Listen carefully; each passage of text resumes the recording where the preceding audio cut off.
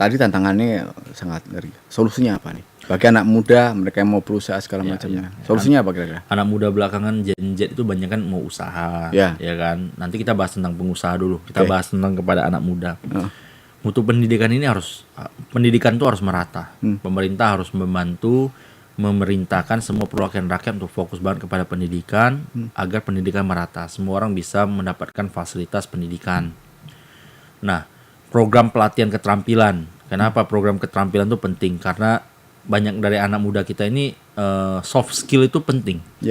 Kalau misalnya bahasanya kata kasarnya saya Broheng yang fokusnya business consultant, tapi harus bisa sedikit editing dan juga fotografik dan lain-lain atau 3D, itu harus ada soft skill. Soft skill itu sangat dipentingkan saat ini. Nah, alangkah baiknya perwakilan rakyat benar-benar memberikan fasilitas pendidikan yang merata serta pelatihan keterampilan. Ini bukan janji tapi bisa dilaksanakan. Itu harusnya dilakukan. Nanti kalau saya bongkar-bongkar pendapatan anggota DPRD nanti marah sebenarnya. Saya tidak ingin bongkar, tapi saya bilang itu bisa dilakukan. Artinya Anda bisa dong, gitu. Dan seandainya jika di posisi saya bisa melakukan itu.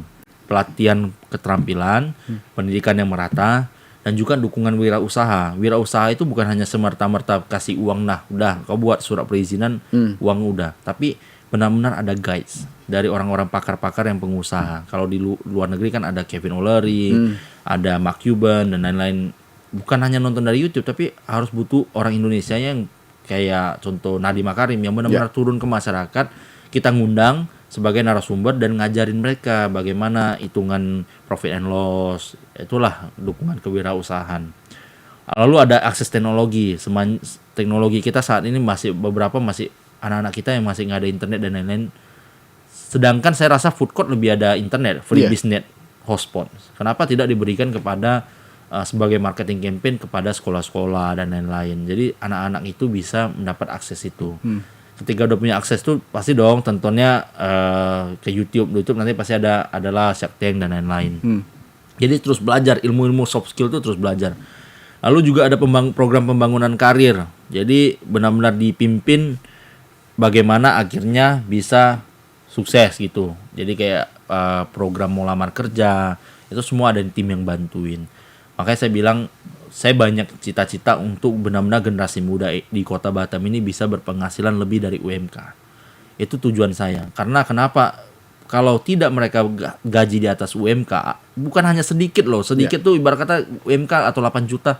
Tapi saya ingin 20-an juta ke atas untuk setiap orang. Bisa terjadi nggak? Bisa.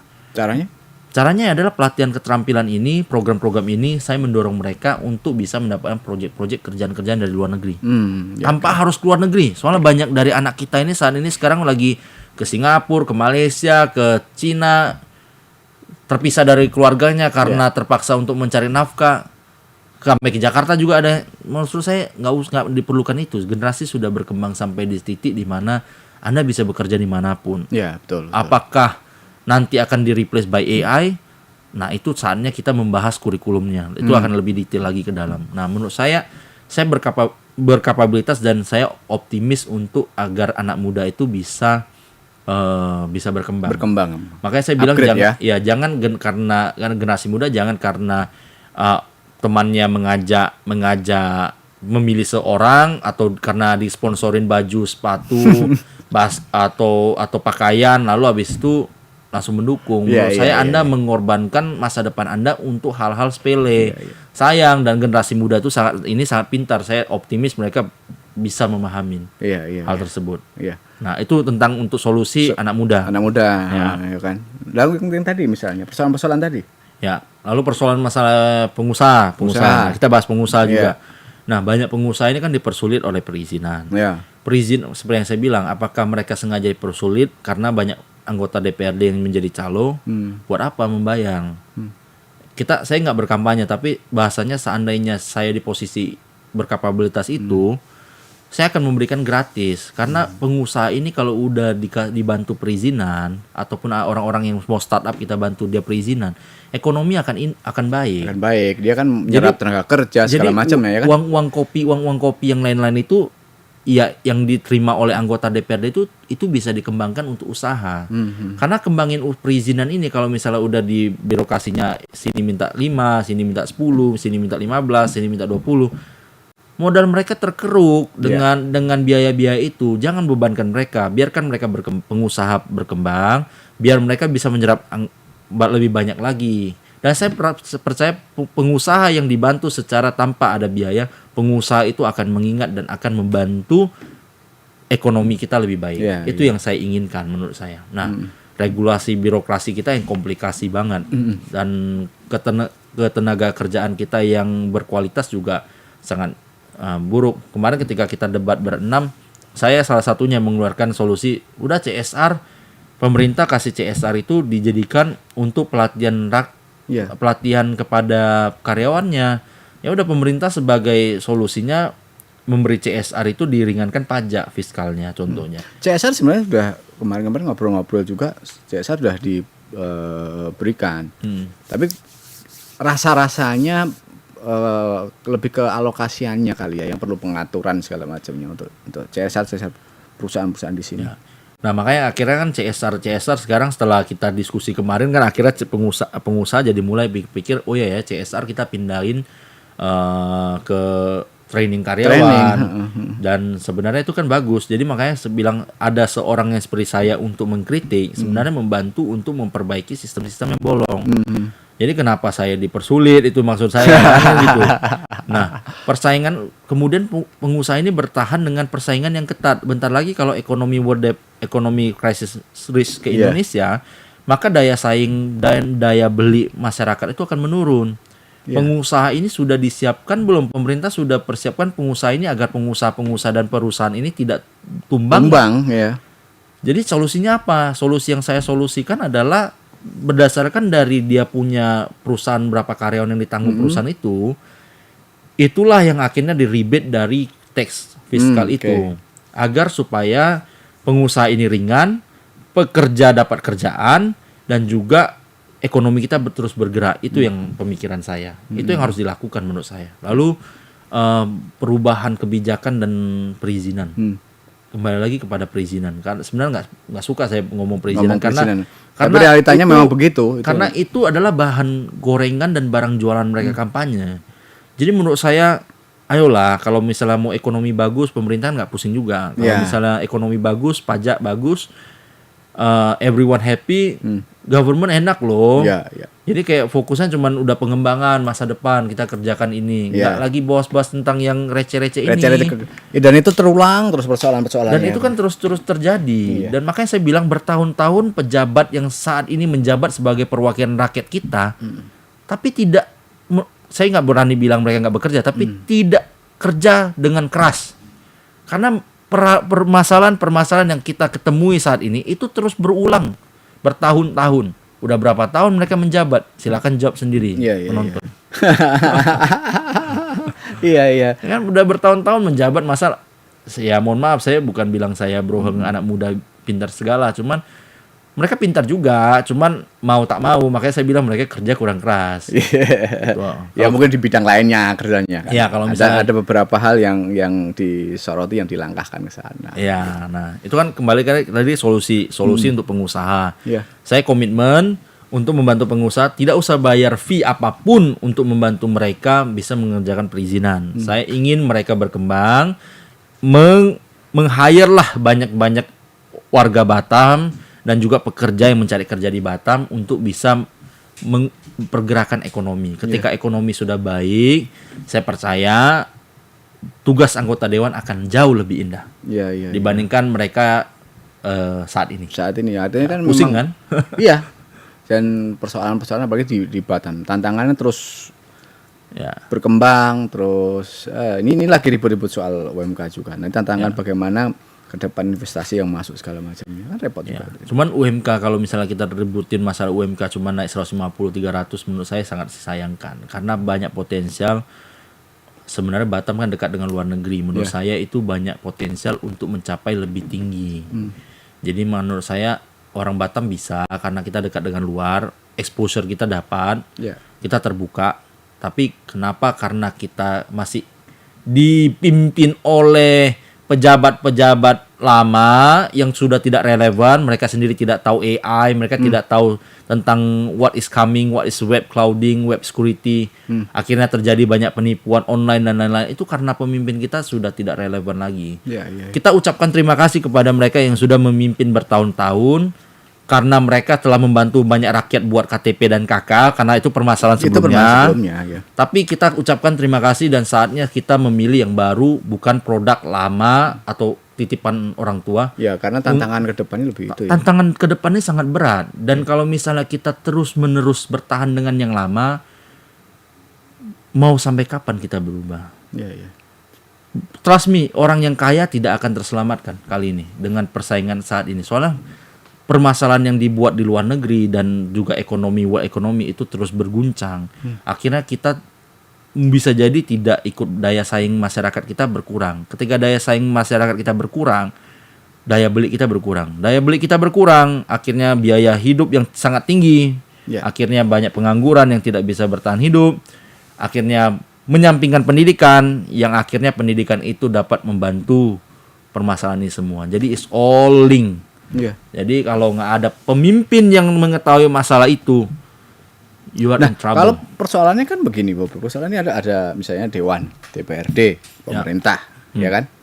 Nah, peran DPRD itu kan terbatas hanya pada fungsi legislasi, penganggaran dan pengawasan. Mereka bisa apa gitu loh?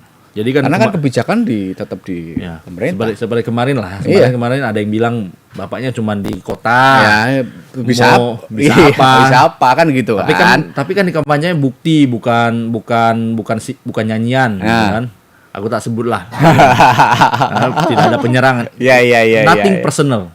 Saya ingin menyampaikan kepada semua pemimpin yang melihat podcast saya tidak ada nothing personal penyerangan. Cuman saya ingin Batam yang lebih baik. Makanya saya berani bersuara sampai orang bilang, berani kali ya berkampanye begini dan lain-lain. Nggak takut, Pak. Ya karena ingin perbaikan itu. Lalu kembali kepada Kang punya pertanyaan. Monggo, Kang. Lah ya tadi, kira-kira apa yang dilakukan? Cuman misalnya kan fungsi atau tugas DPR itu kan terbatas. Itu pemeran pemerintah untuk mengawasi. Nah, bagaimana itu korelasinya? Saya nanya sekarang, yang mendorong wali kota eksekutif itu siapa? Partai politik ya? Partai politik. Partai politik ya. Partai politik diisi oleh orang siapa? Oleh perwakilan rakyat. Ada pejabat ya. Nah, apakah salah satu produk berarti kan kalau misalnya kita buat makanan ada gulai lah, katakan gulai. Santannya kan partai politik.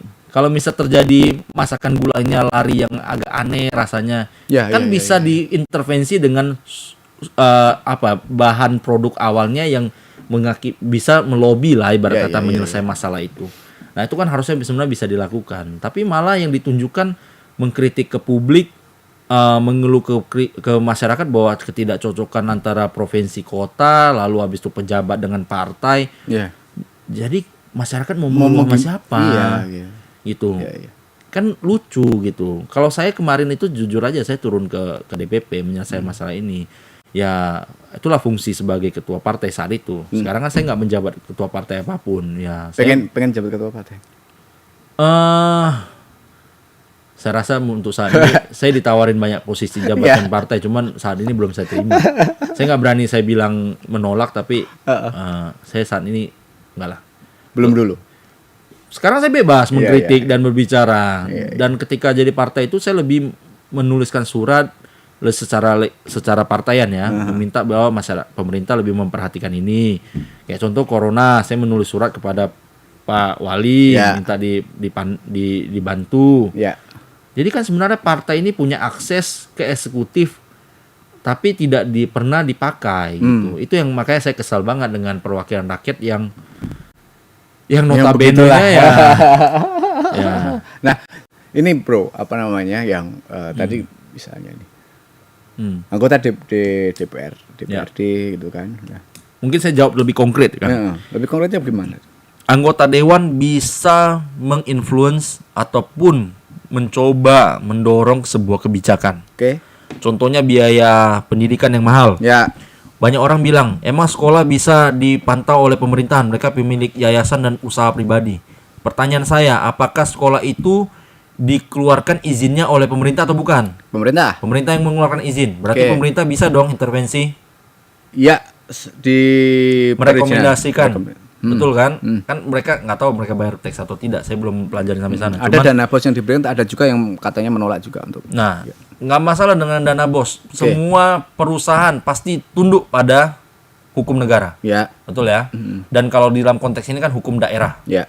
Berarti pemerintah bisa dong menginfluence biaya pendidikan diturunin. Bisa dong. Bisa. Tapi permasalahannya nggak ada satupun yang bersuara tentang itu kan. Sedangkan banyak orang sampai harus gonceng 5 anak naik motor sampai hujan-hujan. Alasannya tangannya nggak sampai ke sana katanya bro. Nah, artinya nggak bisa masuk ke mengatur secara mendalam ke sekolah swasta. Nah masalahnya kan yang mengeluarkan perizinan siapa? Pemerintah daerah. Iya, ya udah kalau gitu, kalau ketika nanti mereka butuh izin apapun ya kita kasih red flag aja. Ya. Kan itu makanya pemerintah itu bisa mendorong affordable study itu bisa. Banyak orang bilang aku akademisi, tapi padahal faktanya itu bisa. Pemerintah aja bisa menyita harta benda siapapun atau rumah yang udah perizinan dan lain-lain kok. Ya kan? Itu artinya pemerintah tuh punya power itu. Jadi anggota dewan itu kan adalah produk dari politik pemerintah. Betul. Jadi kenapa tidak bisa dilakukan? Nah, bahas lagi kepada kepengangguran. Bisa apa pemerintah dalam membantu pengangguran? Mendesak pengusaha untuk mengekspor sebanyak mungkin pengangguran, lalu memberikan tax rebate berdasarkan ataupun fiscal tax kepada mereka pengusaha-pengusaha agar mereka tidak bayar pajak atau meringankan mereka bayar pajak, tapi menyerap pengangguran. Tapi nggak ada satupun ya kan yang melakukan itu dan menyuarakan itu. Makanya saya bilang itu harus dilakukan, dan itu udah dilakukan oleh Amerika Serikat, dilakukan oleh Cina. Jadi negara-negara maju lakukan itu. Mungkin emang tidak segampang yang saya ngomong, tapi itu bisa dilakukan. Untuk lokal daerah dulu bisa ya? Bisa lokal daerah, jadi kita fokusnya ke lokal daerah dulu dong. Kan peraturan daerah. Contohnya pajak resto kan ada 10%. Oke dong, katakan simpel. Turun dulu ya kan. Saya kasih kamu 2% kalau kamu bisa menyerap berapa anggota karyawan. Ya udah dong, bosnya senang dong, nggak bayar pajak, ditambah banyak karyawan bisa bersih-bersih lagi. So what's the problem? Itu satu. Lalu mengenai tentang pengangguran kita udah bahas ya. Masalah tentang pendidikan sudah kita bahas. Kita bahas tentang lagi solusi tentang biaya hidup tinggi. Biaya hidup tadi. Mohon maaf, bukan yang tadi kan. Jadi bukan masalah suruh nggak boleh nongkrong kayak ini. Bukan ya. Bukan. Malah saya solusinya kalau misalnya biaya hidup yang tinggi itu kan bisa dijadikan harga satuan barang. Itu kan bisa pemerintah membantu bagaimana permasalahan di mana, problemnya di mana. Contohnya kemarin kalau katanya kacang kedelai, tahu tempe naik kan dari harganya 500 menjadi 2.000 saat ini. Kan ada kenaikan karena kacang kedelai yang saat itu melonjak tinggi, harus beli dari Thailand dan Malaysia. Kita tidak ada produk lokal karena cuaca atau karena Pulau Jawa mengandung masalah lah. Itu kan bisa dilakukan prioritasi agar produsen tahu tempe ini mendapatkan kacang kedelainya agar harga itu tidak naik. Contohnya begitulah. Artinya permasalahan di mana kita solusikan, tapi emang kerja keras. Tapi ketika kita kerja keras, rakyat senang, nggak usah khawatir, karena artinya kerjaan kita sebagai pemerintahan itu udah jauh lebih enak. Jadi itu kenapa saya bilang kita harus kerja keras di sana. Nah ini harus ada keinginan di luar dari nanti mereka mau kepentingan pribadi ya monggo lah. Saya tidak menyerang kepentingan pribadi mereka. Saya hanya ingin apa yang rakyat benar-benar butuhkan itu disampaikan. Itu kenapa akhirnya saya maju. Dan sebenarnya masih banyak penasaran bro aku pengen selalu menguji bagaimana pola pikir seseorang, dan tentunya pengen sekali punya harapan mempunyai wakil rakyat yang berkualitas. Ya siapapun lah, tidak berbicara mengenai person to person kan gitu kan. Karena itulah yang akan mewakili. Tapi memang karena waktu juga kita kan terbatas. Cuman nanti suatu saat aku pengen ngobrol lagi loh mendalam mengenai lanjutan dari itu. Tapi apa. emang faktanya emang begitu. Pemerintah punya power sebesar itu. Jadi anggota DPRD. Dan itu kayaknya selalu saat ngobrol, saat beberapa tahun katanya ini yang swasta ini nggak bisa masuk. Itu persoalan apa ya? Alasan-alasan yang selalu itu juga disampaikan ke saya kan. Masalah tentang biaya pendidikan swasta dan anggota DPRD ini kan sebenarnya punya gini loh, mitranya kan di sana. Bahasa halusnya kan ketika kamu kalau misalnya mereka mitra, mereka butuh bantuan kamu, perizinan dan lainnya keluar dari pemerintah dong. Ya. Maksud nggak bisa diajak ngobrol sih soal masa kalau misalnya kayak gitu berarti kan ada isu. Nothing personal ya, personal, saya nggak bilang sekolah tertentu karena saya dekat dengan semua beberapa pemilik pengusaha juga, pengusaha sekolah. Saya bilang sama mereka, turunkan dong. Mereka bilang nggak bisa, pemerintah nggak bisa intervensi gini-gini. Saya bilang bisa. Yang keluarin izin Anda siapa? Itu aja simpel. Permasalahan mau atau tidak aja, atau mungkin ada secangkir kopi dan sebuah piring nasi. Di tepi jurang ternyata obrolan kita. Ya, nanti kapan-kapan aku pengen ngobrol lagi pas lebih dalam, apalagi soal ancaman tadi. Akan kita ulas-ulas lagi. Siap, thank you Bang Agus. Thank you bro, telah waktunya. Dan sangat seru ya. Dan jangan ada yang bersakit hati kalau misalnya tersindir ataupun karena ini demi kebaikan semua. Betul. Kita tetap berusaha terus untuk menciptakan orang-orang yang kritis, dan ya kita nggak akan lepas dari kritikan. Dan kita akan selalu menyuarakan, mengkritik sesuatu yang kurang lurus, ya kita luruskan. Tidak memukul tapi menyubit sedikit nggak apa-apa lah. Oke, ya. Thank you Bang Agus. Thank you. Ya, sip. Thank you.